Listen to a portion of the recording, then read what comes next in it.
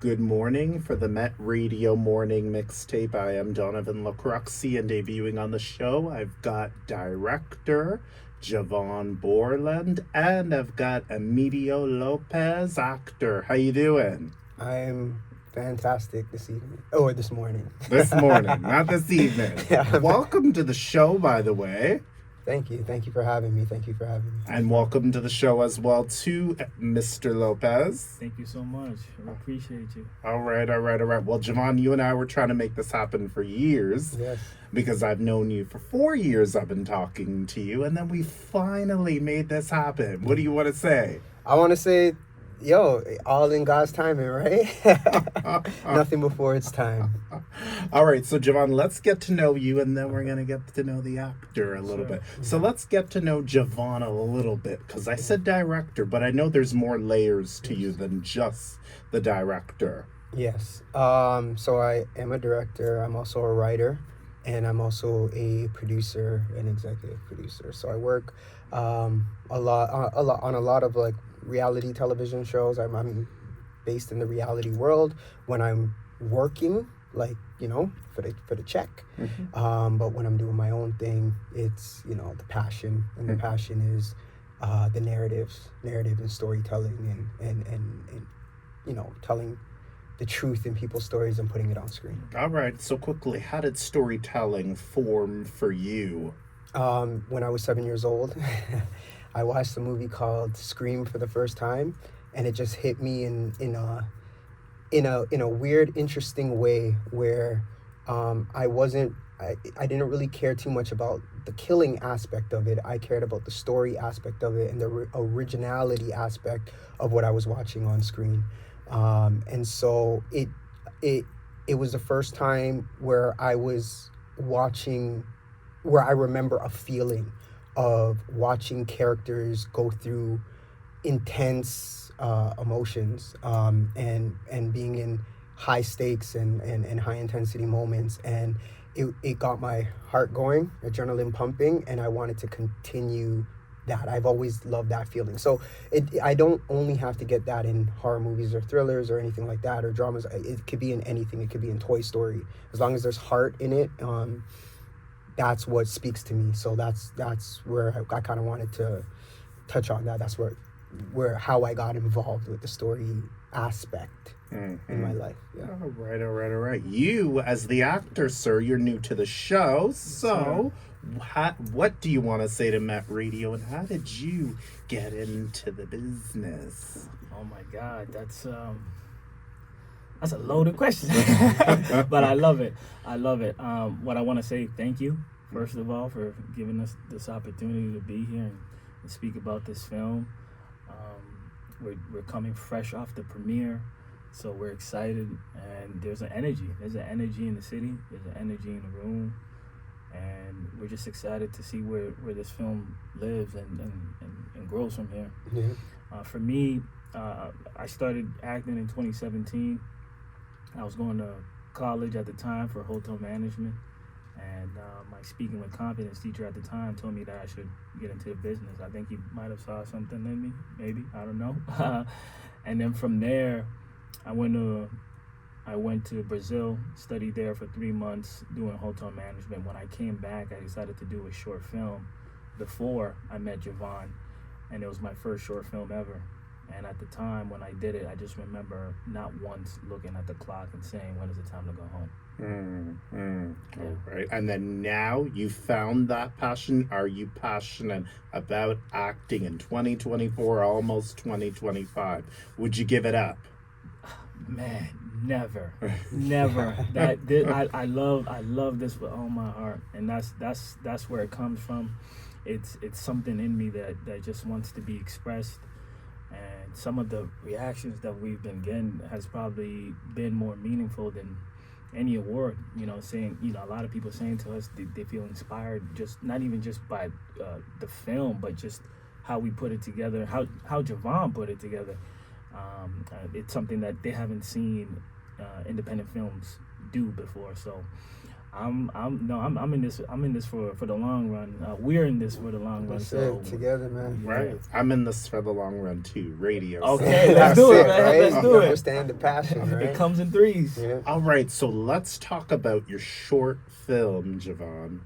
Welcome. That's what it's called, right? Yeah, it's not a short, it's a feature. Feature. Yes, Okay. feature. Well, I call it a short film. Well, it's not a short film.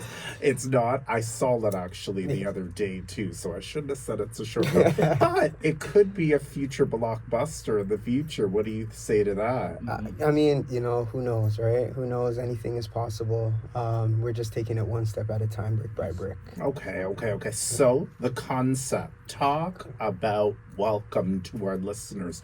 What is it about?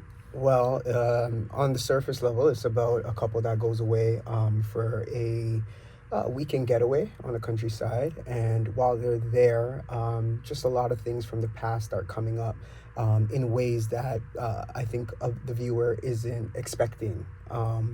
It's presented as that, you know, traditional thriller, horror, suspense type of movie, but I wanted to add some real depth to it. So a lot of things start getting revealed, and it really takes, you know, the audience on a journey and gives them a different perspective on certain topics that are very heightened right now in society. Now, listeners might want to know what topics without not spoiling the movie. Yeah, it's really hard to say without spoiling the movie, but it's more about just decision making, and doing what's best for yourself, and trauma. Trauma's huge. Yeah, trauma, grief, and just the want for something. You know what I mean? And what happens if you don't get that? And what does that do to you? I wish I could say more, but then I'm spoiling the whole movie. Yeah, we don't want to spoil that. And I saw that, listeners, my mouth is trying not to give it away. And I want to ask the main actor something, but I'm scared I'm going to spoil it. But what did you find in preparing for this role? For me, it was bold. And, you know, speaking with the casting director recently, and one of the things that they said is you got to know when you're scared of something. Is it because you are scared because it doesn't align with you, it doesn't align with your values, or you're just scared because you're afraid that you might not be able to do it, you know? So, yeah, first when I read the script, I'm like, this is bold. This is a bold voice. And it's a unique voice, especially in Canadian cinema. So for me, I'm always trying to find the authenticity. So that resonated with me in the script. And then from there, it's just a well-rounded story. Very, very grounded characters. My character specifically, there's just a lot of optimism for the future. And kind of like what Jevon said, like what happens when that optimism is put to the test, and how do you overcome that? Can you still be optimistic? But you know, life be lifing, you know. And it does in this movie, right? Now, especially with your character, I'm not going to give it away again. He dealt with some trauma. Yes. What do you say to that for anyone watching in the future dealing with trauma? Wow. Hope deferred makes the heart sick, but a longing fulfilled is a tree of life. You gotta keep God with you. You gotta keep that optimism. You gotta keep good people around you. You gotta have a good support system. There's gonna be some rough days out there. That's just life. Right. You know, and it comes in waves sometimes, but you gotta ride a wave. You gotta ride a wave and appreciate it, understand that that's all part of it. But sometimes when we have such narrow-minded views, things can look foggy. It can feel like there's a cloud over you.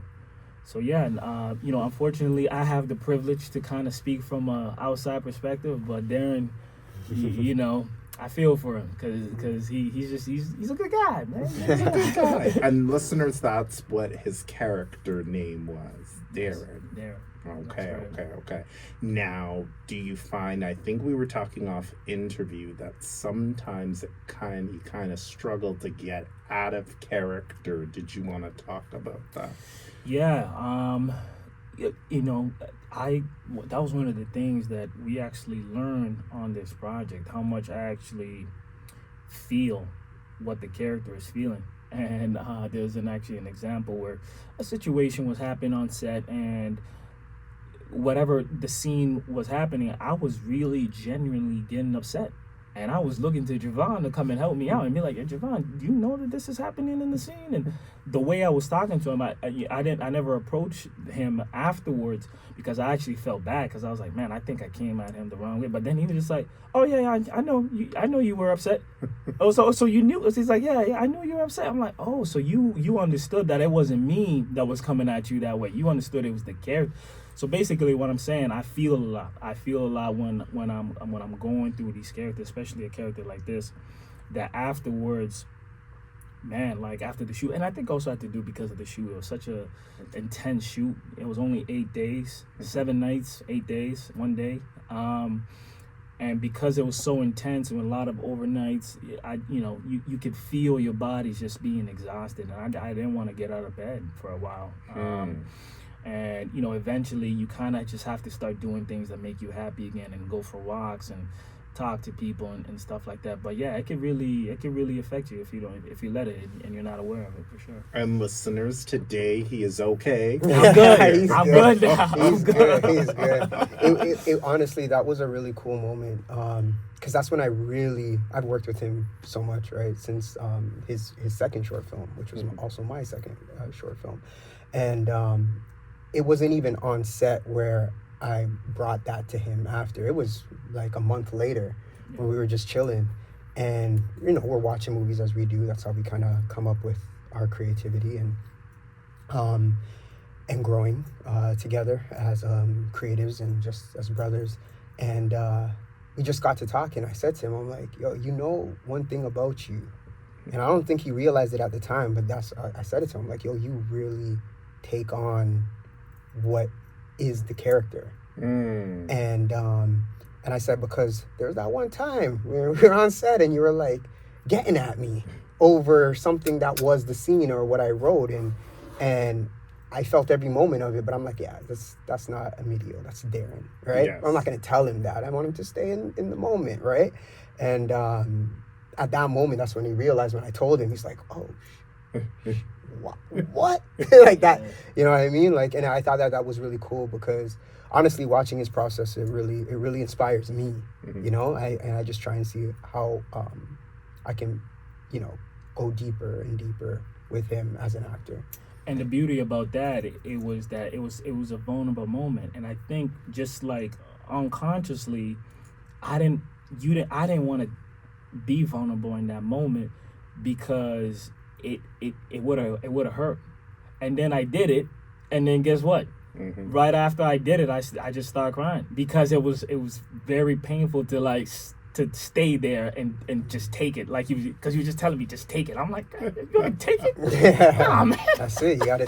What else are we gonna do? Yeah. And now looking back at it, for you, do you actually think, Jevon, that he kind of pushed you to go? Like, Jevon could have been like, okay, you're not doing this no more. You know what I'm saying? Are you thanking Jevon that, he pushed me to, get into this?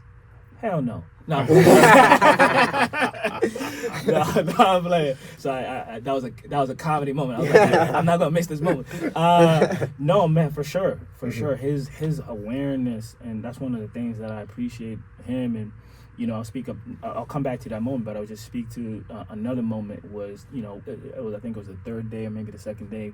We were 7 nights, and it's tight, man, to really make what we made. And I think it was looking like we weren't going to make the day.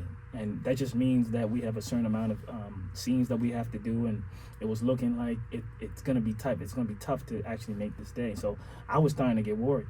But then I just looked to Jevon. I looked to our leader. and he was so locked in. He was just trying to get this shot. He wasn't worried about whether we're gonna make the day or not. Just this. So when I seen that, I was like, okay, I'm in good hands. You know, and that just speaks to his awareness, and then coming back to the other moment, his awareness to really see the whole thing. And I think that's what makes a great director. They can see the whole thing and be like, okay, how am I going to navigate this? How am I going to get this person to do this and do that? And reading the room, his ability to read the room. There's another moment where I was just tired. It was the 7-day. I was tired with overnights. And I was like, man, I'm done right now. You know, I'm still going to go, but I'm like, my energy's done. And he just comes up to me and he's like, hey, do you want a Red Bull? And that just, like, you know what I mean, his awareness to kind of read the room, you know, he sees everybody, you know, navigating the space, and that's listening to me. That's listening to me just in the sense of, like, for me as an actor, that's what I'm trying to do. I'm always trying to listen to the body, listen to other people. And sometimes, you know, in the life that we live, we move so fast, we forget to listen. But really listening, like, it's just, that's what acting is. That's what directing is. You're just listening to everything. How am I feeling? Am I nervous? How is this person feeling in front of me? Watching the body language, being aware. Everything. You're just heightened. You're just listening to everything, and that's what, you know, you can feel, because some people might not tell you. Like, I remember I seen somebody recently, and somebody was very direct with them. It was very, very direct. They weren't disrespectful, but they were very direct. And the person, right after the person said that, they did this. And it was almost like they were comforting themselves. They did this, and they didn't say anything after that. But then I peeped it. I'm like, oh, you're comforting yourself, because that person they kind of got to you a little bit, even though it wasn't insulting, but they told you something. And you can, but if you're just kind of wanting about, you might not pick that up, that the person was, and that person might not even know that they're comforting themselves, because that just happened. So just to circle back, sorry, I just went on a rant. Being your own cheerleader is what you're saying. 100%. And just going back to Jevon, I'm super proud of him, super talented brother. And man, I'm excited to see what the future holds for us. All right, Jevon, under your production company, what more projects are we pushing? And throw out, I didn't even ask the production company, shame on me. Dark Wolf Pictures, baby. Yes, sir. Dark Wolf Pictures. Not Dark Horse, Dark Wolf. Dark Wolf. Yo, we gotta howl, man. I heard a lot of those at the premiere. Right? I said a wolf, not a rooster. That's come on. That's a dog. I know. No, it's Dark Wolf Pictures, man. I gotta give them a huge shout out. It was, it's me, it's Anthony Who Knows, Patricia Rastrullo, Kijai Boreland, Maria Teresa Rossi, Mitchell McEwen, Jacob Rocha, and Chelsea Boreland. That's the squad. That is, that's who I ride with. That's who has my back whenever I have these crazy ideas that I want to put out, and they're always my first audience. So when I write these scripts, right, I don't tell them about it. I just say I have an idea. And then I give it to them, and then they read it, and then I get all of the text messages like, yo, what the so I can kind of get an idea of, can this be something? And especially with this movie, there was a lot of excitement about it and stuff, but then there was also a lot of debate about it as well too. And then they also, after them being my first audience, then they become my story editors. And then we start fleshing out certain things in the story, and there was debates while we were watching the movie. There were people talking. I already knew what happened. Because I knew, I don't want to spoil it again, listeners, but I already knew how this was going to end. So I just said, I'm gonna be example. I knew somebody was hiding something. That's all I can say. Okay, wow. Yeah, it does take you on that journey, right? So, and it does, like a film like this. What I really wanted to do was, of course, I'm going to give the entertainment factor, right? The thrills and all that stuff that I learned from watching these movies like Scream, I Know What You Did Last Summer, Urban Legends, like that kind of stuff. But then I really wanted to give that heart and that depth of stuff that you would see in like the dramas, right? Manchester by the Sea, past lives, just air, even. You know what I mean? It has nothing to do, like, this movie came from, it has nothing to do with the genre. You know what I mean? This movie was birthed, or the conception of it, whatever, from when we watched, like me and Emidio, we watched Malcolm and Marie. Has nothing to do with this movie. Right. But it's just, there's elements in there that I can kind of pick out where if there's heart, there's heart. And then I can just throw that into a movie with some entertainment and the cheap jump scares, if you will, or the cliche moments of what these movies give you. Right now for the future, will there be a part 2, you think, of this movie? I think it's possible. Listeners that might have seen it at the theater the other day might say, yes, there's going to be a part 2 for the future. What does Jevon say about that? You know what? Again, I love this craft. I love this game. I'm obsessed with it. And one of the things that I make sure that I hold for myself is being able to say something, doing it from the heart. And I'm not just going to do something to do it. It's quality over quantity.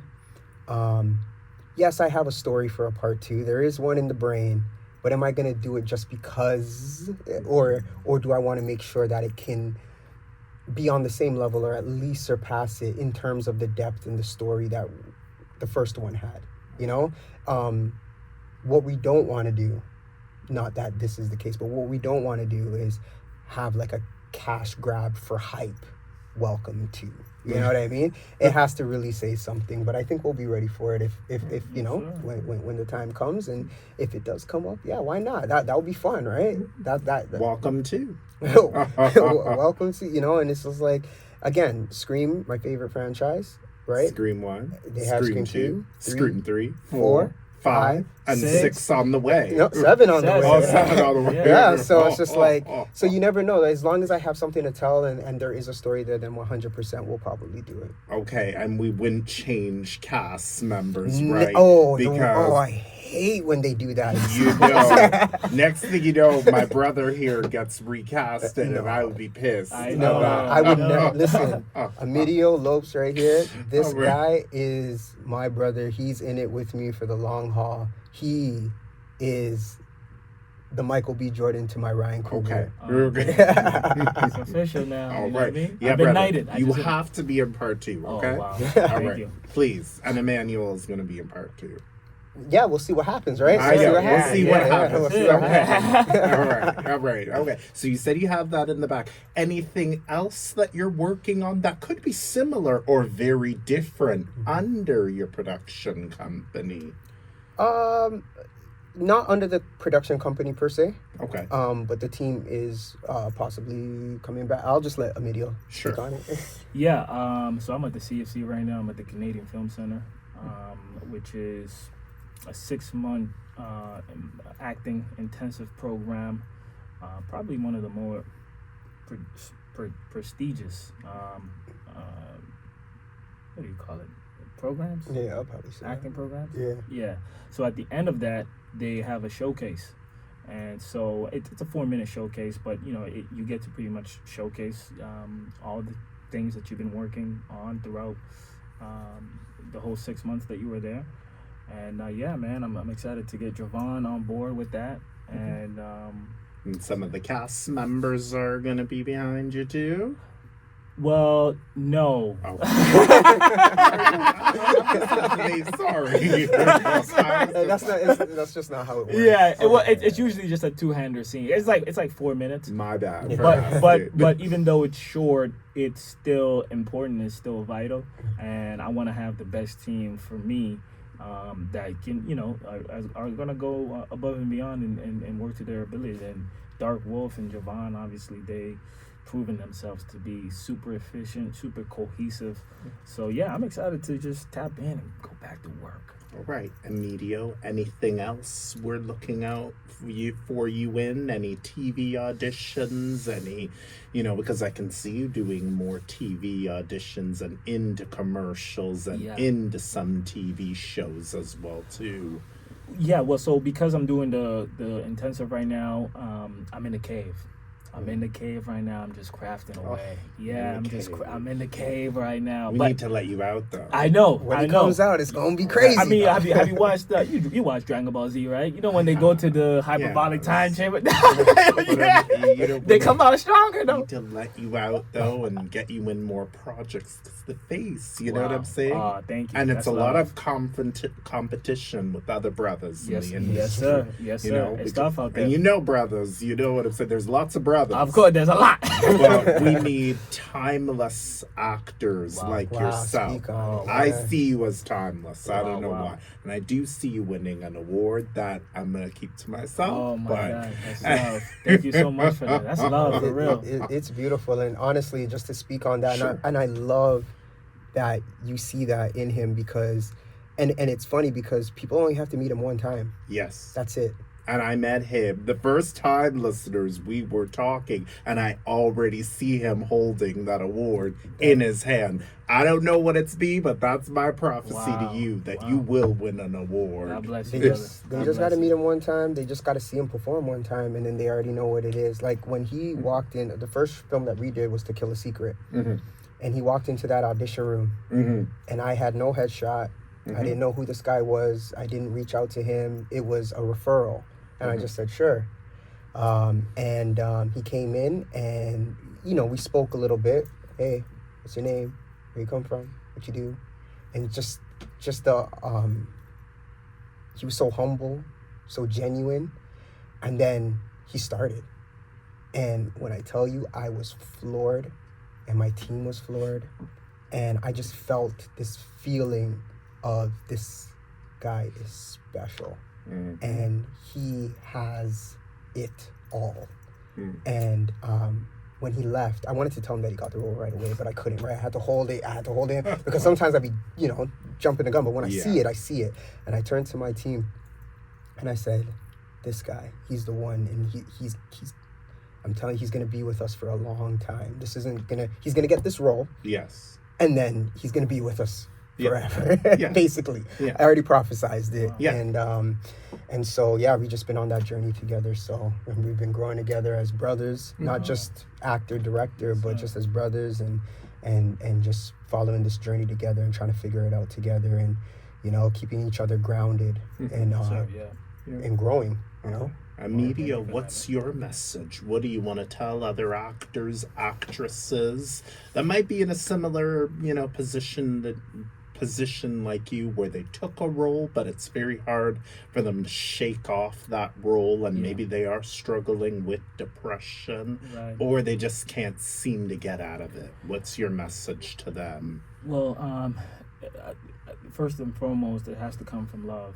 You have to really love the craft, and I can't tell you,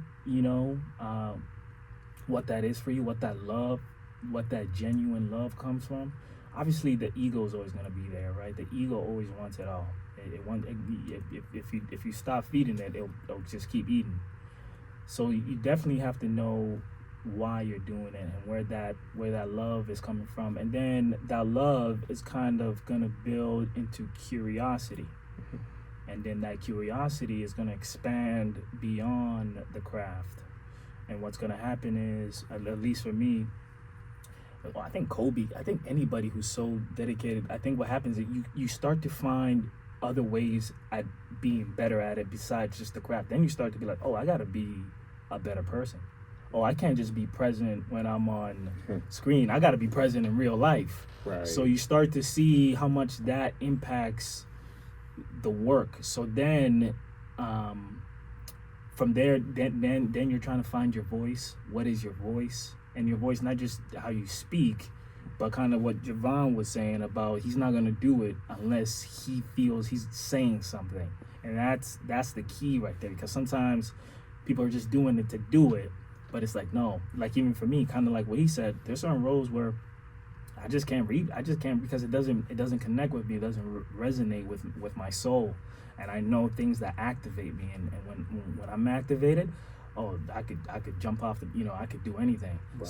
So I would feel those are the most important things. And if you're a believer in the universe or God, keep that beside you. Keep humble. Just keep working at the craft, man.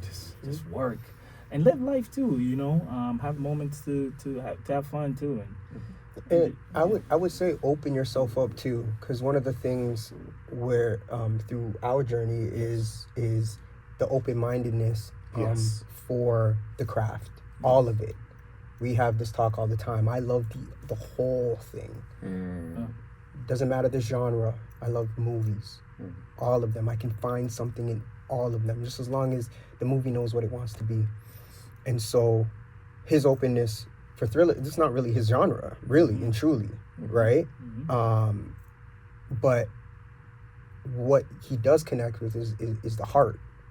And I'm going to make sure that there is heart in all of my work, no matter what it is. Could be animation, kids movie, whatever. It could be a horror movie, or it could just be a straight up drama where that's mainly what, the hyperrealism type of stuff that he loves, right? But we show each other the content of what hits us the most. And what we do is we talk about just not even us working on stuff like that, but we just talk about how it hits us, how it connects with us, and that ends up forming into the art and the work that we do together. So a lot of the stuff that you saw in Welcome, without him even knowing it, it came from conversations that we had together, and that was it. It's not like, oh, it has to be this or it has to be that. It was just us talking and it going into the work. Right. Jevon, what would you like to tell other writers and directors of any genre pushing out any project? What would you like to tell them? I would say do it. Use your own experiences. Don't just do it for the hype. Don't just do it for what you're going to receive from it. Do it for what you can give to people. Make it come from the heart. Make it come from the passion. You know what I mean? But stay at it, study it, love it, make it sink in. Not only when you're doing it, but when you're living your life, when you're on your day-to-day path. Let it be a part of who you are. You know what I mean? Let it be rooted into the ground with you, your feet. One thing I always say is, like, don't try to be, just be and do stuff that's true to you. And I feel like, for any writer out there, just make it come from the heart. If you want to direct, be in tune with people, listen to people. One of my favorite things, and I tell Emidio all the time, is if I could be a fly on the wall to every single person on this earth, I would. People intrigue me, and that's why I like to tell these human stories. So it just has to be real. And so, I would just say, head down. Don't worry about what other people are doing. Don't worry about validation from anybody else. Do what you got to do. Do it with the people beside you. Do it with the people beside you. That's what he keeps saying to me. Do it with the people beside you, and the people that you can trust, the people that you love, and the people that you know genuinely have your back, who are happy for you. And find yourself a good team. Yeah, that's important. Find yourself a really good team. Don't force it. Don't force it. Yeah, because you might have, sometimes you're looking for validation. You might have some people that may just never like it. Yeah. But find that right set of people that do like it, right? Yes. Yeah. And for me, I always say, like, it doesn't matter. Like, I could put out a movie and I'm okay with people not liking it. I'm okay, because that's not what, you know what I mean? Like, I know that, art is subjective. So I'm not numb to that fact. So when you put it out, it's going to hit some people one way and it's going to hit some people another. You know what I mean? So it's okay if people don't like your stuff. It doesn't mean that it's not good. It just means that it wasn't for them. That's it. Right. Okay, did you guys want to throw out your social media platforms? Emidio Lopes. I said Lopez by accident. Yeah, no worries. There's a story about it. When he walked into the audition, for To Kill a Secret. Yeah. I like Lopez, though. I said, that's why I said I don't mind it. I said, what's your name, right? He said, oh, it's Emidio Lopez. So I was calling him Emidio Lopes for like whatever, weeks, months, whatever. And then he's just like, Jevon, it's actually Lopes. I'm like, you told me it was Lopes. He's like, no. I sent him the clip of his tape. I just caught myself saying Lopez, and then I'm like, brother, if you have Spanish in you, it's okay. You know what? Some people used to compare me to Jennifer Lopez. Oh, you her cousin? I'm like, yeah, I'll take it. There you go. But I'm on Instagram. It's e.mi.dio. And that's about it for me, Yeah, mine is at Director Jevy. Okay. And the projects, throw them out, Jevon, again. Do you want the past projects or do you want the projects? Okay, cool. Today, so if anybody wants to check out the short films that me and Emidio did along with the Dark Wolf crew, you can go to darkwolfpictures.com. You can see a bunch of just content that we've done, short films, Strip, To Kill a Secret, and A Gift, both of which, A Gift and To Kill a Secret, have Emidio in. And in terms of the future, I'm just going to keep that close to the heart right now. Okay. But I do have some stuff in the works. I'm just writing. It's coming. And it'll happen when the time's right? All right. Okay. Any final things you guys would like to say in closing? Thank you. Yeah. Thank you. And thank you for coming. Thank you for coming to the premiere. You for coming, yeah. Oh my gosh, I had so much fun. And I'm sorry I didn't get to talk to you guys. I know I wasn't part of the cool group. There were so many people who came. Yeah.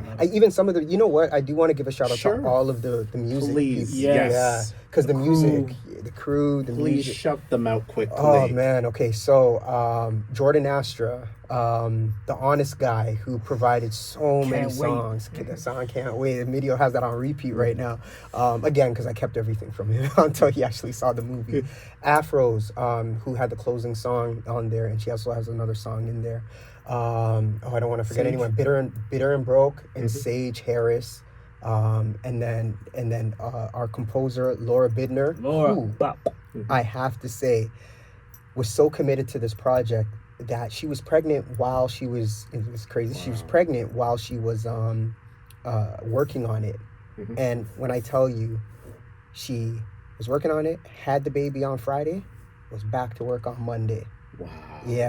Yeah, so super women. We had a lot of beautiful, great, strong women that worked on this project.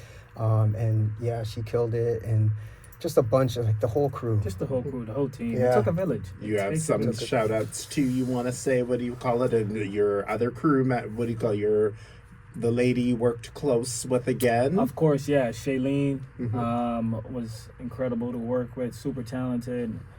Emmanuel, obviously, super intense actor, and Brianna.